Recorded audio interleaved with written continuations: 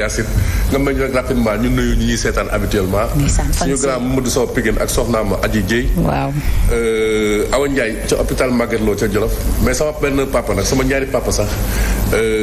kii di tudd Baye Ndiaye Fëgg Ndiaye nekk ca Malika mooy jaay Fëgg Ndiaye bi Baye Ndiaye. ak vieux Papa Fall ca Louga. waaw ñu ngi leen di nuyu Papa Fall ca Louga. jërëjëf xam nga opposition bi moom bon man je crois que lépp loo gis nii lu normal la parce que gis naa sax Odia di tooñ mu ne benn opposition dafa am ak autre position. bon léegi tey boo jëlee xam nga Alliance pour la République déjà. ñoom balaa ñuy perte pouvoir bi. dafa amoon benn polémique bu ngam. bu mag bu amoon. entre ki nga xam ne moo seen candidat.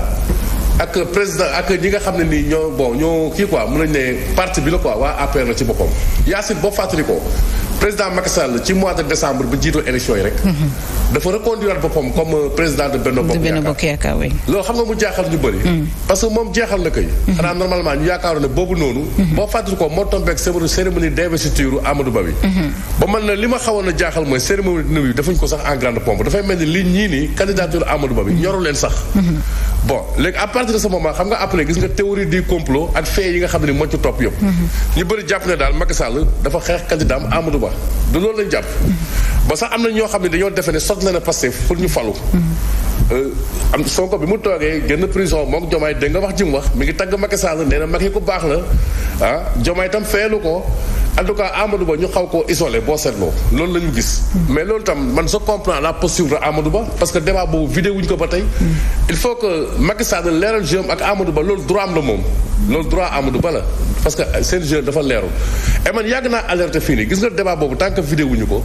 dafay rattraper opposition bi c'est comme avec les socialistes entre Ousmane Tanor Dieng ak ay Moustapha Niasse. ils n'ont pu parler de candidature unique de l'opposition de regroupement de l'opposition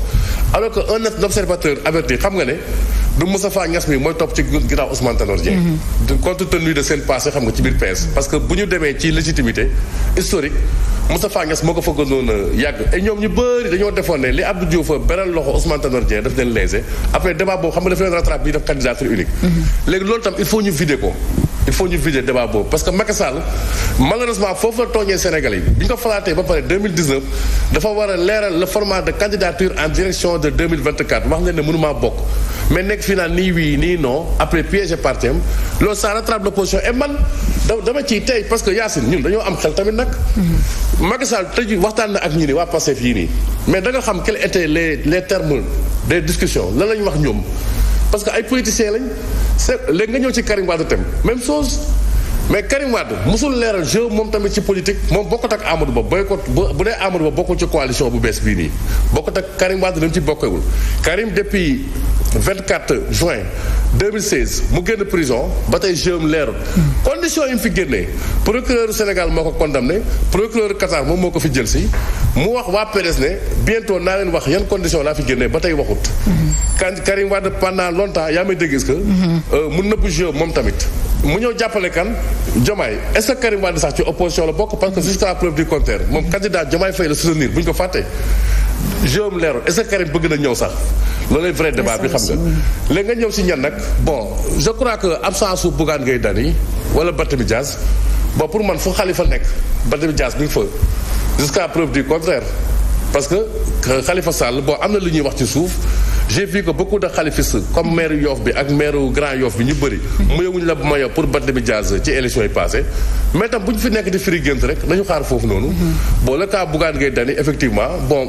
man je crois que daal xam nga la moo demeuré opposition bi dafa am une nécessité nécessairement nécessaire pour ñu ànd daal loolu moom mooy demeuré mais compte tenu nag de beaucoup de variables bien sûr dina du mën a ànd avec cette formation politique bu bees bi Mamadou Fofana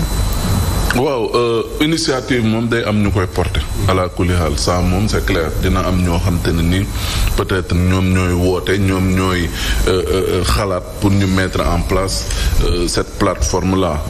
tey jii nii peut-être on a vu Khalifa Sall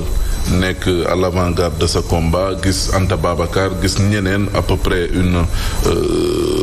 ñaata 70 partis ou 71 formations politiques yoo xam te ne nii retrouver nañu autour de cette plateforme là man jàpp naa ne d'abord l'initiative n'est pas mal c'est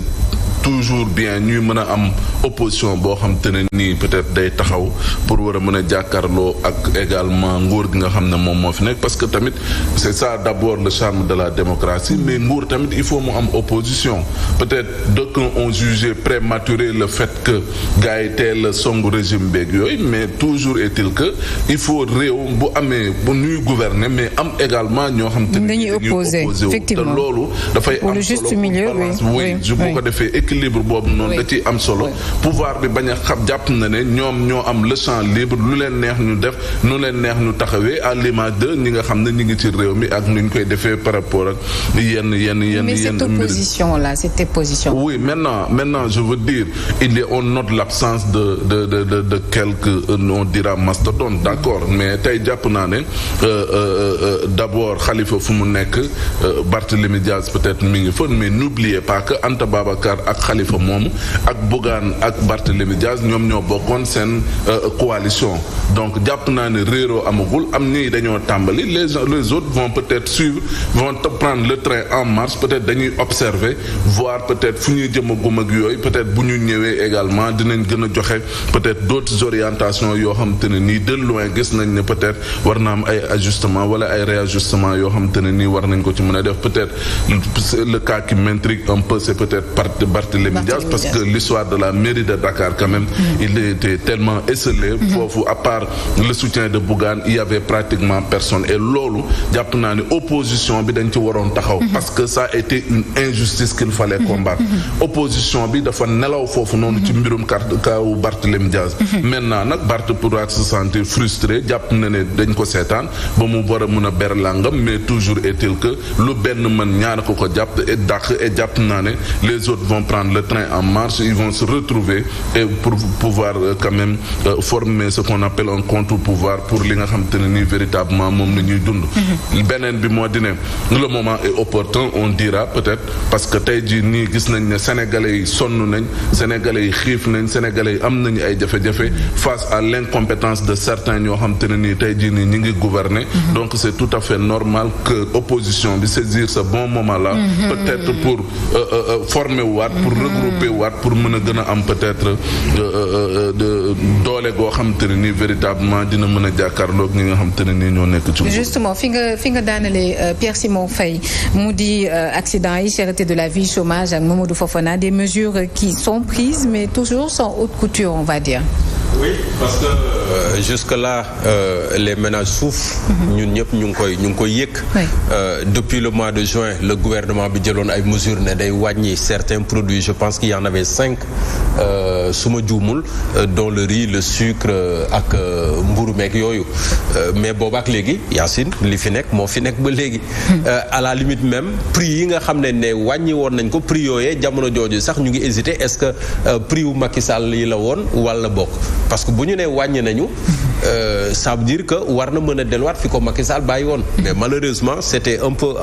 au-dessus et jusque-là malheureusement encore ces prix n'ont jamais été respectés en tout cas pour plusieurs produits ndax saa yoo demee bitig ba muy au jour le jour muy à la fin du mois di nga gis ne toujours am na lu fi yokk quel est le problème et ce contexte ajouté à une morosité économique boo xam ne ça commence à être tenace mi ngi lor njaboot yu bëri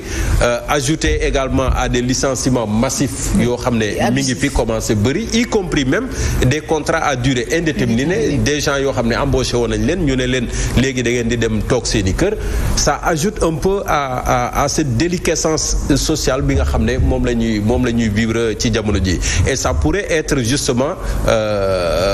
un poids majeur boo xam ne opposition bi avec ses tentatives de réunification mën na jouer à sa faveur et en parlant de cette opposition je pense que le premier acte bi nga xam ne le nouveau front de la défense de la République nu ñu koy waxatee de la République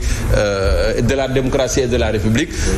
buñ ko tegee je pense que le test majeur ce sera à partir de cet instant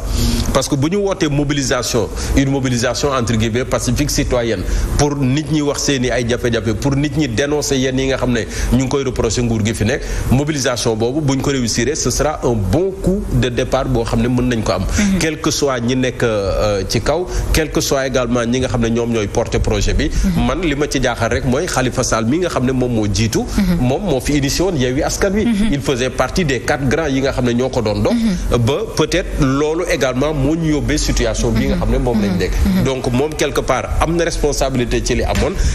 dina am responsabilité ji bi est-ce que cette responsabilité dina ko porter ba mu mën sëkk est-ce que également ça ne risque pas de jouer en sa défaveur li nga xam ne moom la doon porter comme discours comme acte bi nga xam ne Yewwi Askan Wi am na et tout ce qui s'est passé loolu yëpp